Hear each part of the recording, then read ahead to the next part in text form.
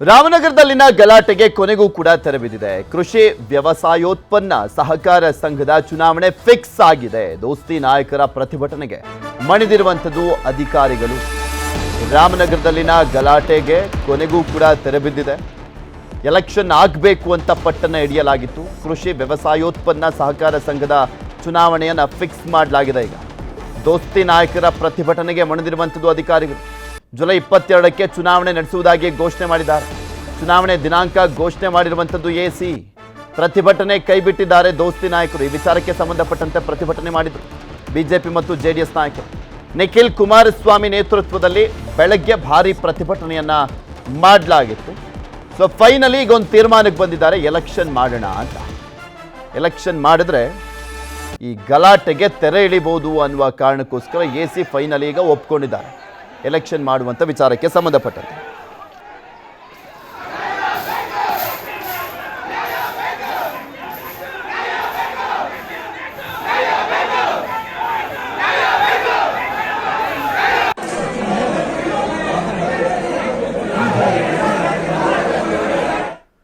ರಾಮನಗರ ಜಿಲ್ಲೆ ಹೆಸರಿಗೆ ಸರ್ಕಾರ ಕೊಡುತ್ತಾ ಅನ್ನುವಂಥ ಪ್ರಶ್ನೆ. ರಾಮನಗರದ ಬದಲು ಬೆಂಗಳೂರು ದಕ್ಷಿಣ ಜಿಲ್ಲೆ ಅಂತ ಹೆಸರನ್ನ ಚೇಂಜ್ ಮಾಡುವಂತ ಸಾಧ್ಯತೆ ಇದೆ. ಜಿಲ್ಲೆಯ ಹೆಸರು ಬದಲಾವಣೆಗೆ ಸರ್ಕಾರ ನಿರ್ಧಾರ ಮಾಡಿದೆ ಅನ್ನುವಂಥದ್ರ ಬಗ್ಗೆ ಮಾಹಿತಿ ಸಿಗ್ತಾ ಇದೆ. ಜಿಲ್ಲೆ ಹೆಸರು ಬದಲಾವಣೆ ಬಗ್ಗೆ ಡಿಸಿಎಂ ಮಾಹಿತಿಯನ್ನು ಕೊಟ್ಟಿದ್ದಾರೆ. ಈಗಾಗಲೇ ಸಿಎಂ ಸಿದ್ದರಾಮಯ್ಯ ಕೂಡ ಒಪ್ಪಿಕೊಂಡಿದ್ದಾರಂತೆ. ಕ್ಯಾಬಿನೆಟ್ನಲ್ಲಿ ಚರ್ಚೆ ಮಾಡಿ ಸಮ್ಮತಿಯಷ್ಟೇ ಬಾಕಿ ಇರುವಂಥದ್ದು. ಏನ್ ಚೇಂಜ್ ಆಗ್ತಾ ಇಲ್ಲ, ಉಳಿದಿದ್ದು ಹೆಸರು ಮಾತ್ರ ಚೇಂಜ್ ಆಗ್ತಾ ಇದೆ. ರಾಮನಗರ ಜಿಲ್ಲೆ ಅಂತಿತ್ತಲ್ಲ, ಈಗ ಬೆಂಗಳೂರು ದಕ್ಷಿಣ ಜಿಲ್ಲೆ ಇದು ಅಂತ ಮಾಡಲಾಗ್ತಾ ಇರುವಂಥದ್ದು. ಆ ತಾಲೂಕುಗಳು ಅದೇ ಇರ್ತವೆ. ಬೆಂಗಳೂರು ದಕ್ಷಿಣ ಜಿಲ್ಲೆ ಅನ್ನುವಂಥದ್ದು ಹೆಸರು ಮಾತ್ರ ಬರ್ತಾ ಇರುವಂಥದ್ದು. ರಾಮನಗರ, ಕನಕಪುರ, ಚನ್ನಪಟ್ಟಣ, ಮಾಗಡಿ, ಹಾರೋಹಳ್ಳಿ ಈ 5 ತಾಲೂಕುಗಳಿದ್ದು ರಾಮನಗರ ಜಿಲ್ಲೆಯಲ್ಲಿ ಅವೇ ಇರ್ತವೆ. ಆದರೆ ಹೆಸರು ಮಾತ್ರ ಈಗ ಬೆಂಗಳೂರು ದಕ್ಷಿಣ ಅಂತ ಆಗ್ತಾ ಇದೆ. ಅದಕ್ಕೆ ಕೆಲವೊಂದು ರೀಸನ್ಗಳನ್ನು ಕೂಡ ಕೊಟ್ಟಿದ್ದಾರೆ ಡಿ.ಕೆ. ಶಿವಕುಮಾರ್. ಏನು ಅಂತ ನೋಡೋಣ. ತಾಂತ್ರಿಕವಾಗಿ ಕೆಲವು ಆಡಳಿತ ದೃಷ್ಟಿಯಿಂದ ಇವತ್ತು ರಾಮನಗರ ಜಿಲ್ಲೆ ಏನಾಗಿತ್ತು, ರಾಮನಗರ ಆ ಜಿಲ್ಲೆ ಏನಿದೆ ಆ ಜಿಲ್ಲೆ ಹಾಗೆ ಇರ್ತದೆ. ರಾಮನಗರ ಜಿಲ್ಲೆ ಏನು ಬದಲಾವಣೆ ಮಾಡೋದಿಲ್ಲ. ರಾಮನಗರ ಹೆಡ್ ಕ್ವಾರ್ಟರ್ಸ್ ಅಲ್ಲೇನೆ ಇರ್ತದೆ. ನಾವು ಈ ಸಂದರ್ಭದಲ್ಲಿ ನಮ್ಮ ಏನು ಒಂದು ಹೆಸರಿತ್ತು ಆ ಹೆಸರನ್ನ ಉಳಿಸ್ಕೊಳ್ಬೇಕು ಅಂತೇಳಿ ನಮ್ಮ ಜಿಲ್ಲೆಯ ಎಲ್ಲಾ ನಾಯಕರುಗಳೆಲ್ಲ ಕೂತ್ಕೊಂಡು ಚರ್ಚೆ ಮಾಡಿ ಇವತ್ತು ಮುಖ್ಯಮಂತ್ರಿಗಳಿಗೆ ಅವರು ಒಂದು ರೆಪ್ರೆಸೆಂಟೇಷನ್ ಕೊಟ್ಟಿದ್ದಾರೆ.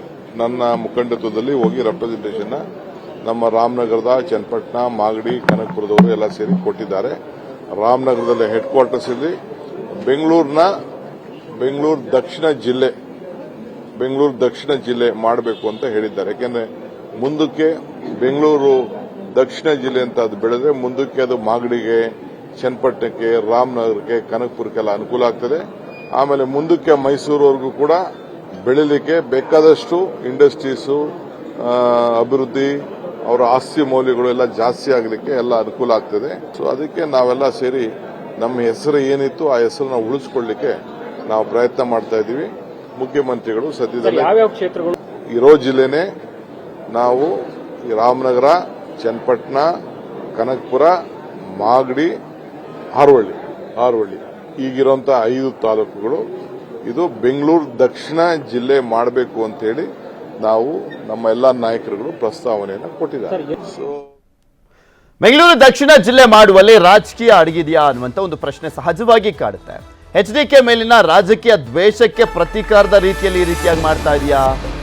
ರಾಮನಗರದ ಮೇಲಿನ ಹಿಡಿತ ತಪ್ಪಿಸೋಕೆ ಡಿಕೆ ಪ್ಲಾನಾ? ಹೆಸರು ಚೇಂಜ್ ಮಾಡಿದ ತಕ್ಷಣ ಹಿಡಿತವನ್ನ ತಪ್ಪಿಸ್ಲಿಕ್ಕೆ ಆಗೋದಿಲ್ಲ ಯಾರ ಕೈಲಿ ಆದ್ರೂ ಕೂಡ. ಆದ್ರೆ ಡಿ.ಕೆ. ಶಿವಕುಮಾರ್ ಅವರದ ಪ್ಲಾನೇ ಬೇರೆ ಇದೆ. ಇದು ಆಕ್ಚುಲಿ ಲೋಕಸಭೆ ಎಲೆಕ್ಷನ್ ಮುಂಚೆನೂ ಕೂಡ ಚರ್ಚೆಯಲ್ಲಿತ್ತು. ಡಿ.ಕೆ. ಶಿವಕುಮಾರ್ ಅವರು ಆ ಸಂದರ್ಭದಲ್ಲೂ ಕೂಡ ಮಾತನಾಡ್ತಾ ಇದ್ರು. ಆದ್ರೆ ಈಗ ಲೋಕಸಭೆ ಎಲೆಕ್ಷನ್ ಆದ್ಮೇಲೆ ಇದರ ಅಧಿಕೃತ ಆಗ್ತಾ ಇರುವಂತ ಕಾರಣಕ್ಕೋಸ್ಕರ ಏನಾದರೂ ದ್ವೇಷನಾ ಅನ್ನುವಂಥ ಪ್ರಶ್ನೆ ಸಹಜವಾಗಿ ಮೂಡುವಂಥದ್ದಷ್ಟೇ.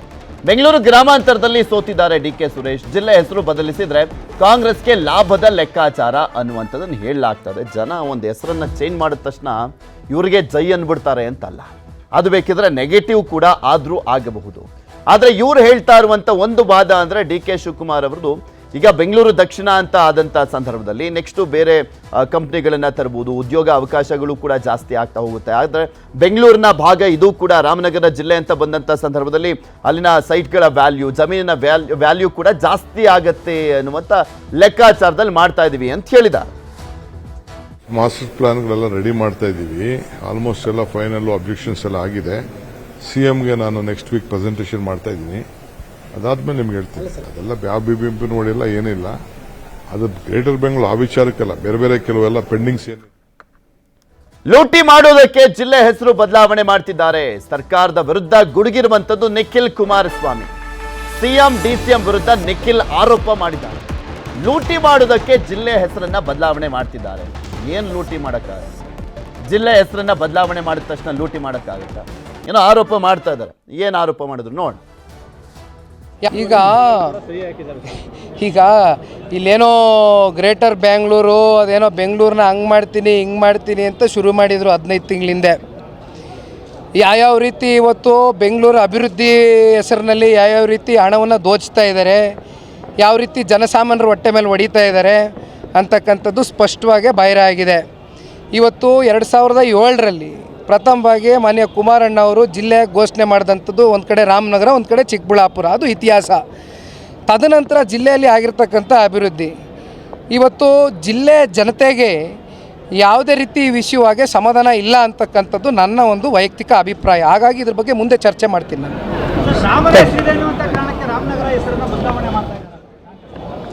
ಕನ್ನಡಿಗರ ನೆಚ್ಚಿನ ನ್ಯೂಸ್ 18 ಕನ್ನಡ ಈಗ ವಾಟ್ಸ್ಆಪ್ನಲ್ಲೂ ಲಭ್ಯ.